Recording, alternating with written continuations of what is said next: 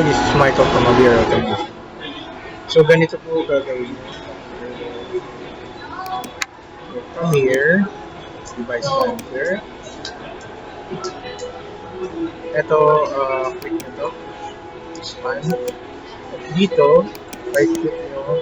Then, properties. Then, port settings.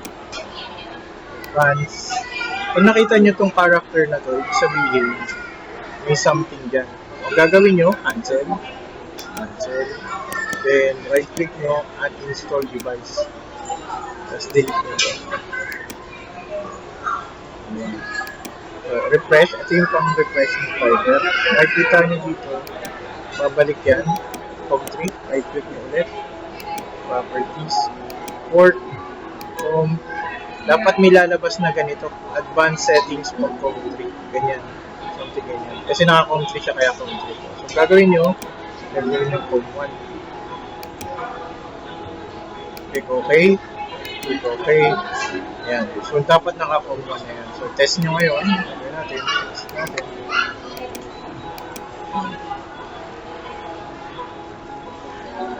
Dapat okay na. Dapat naka-exit sa deep freeze or shadow. Ayan.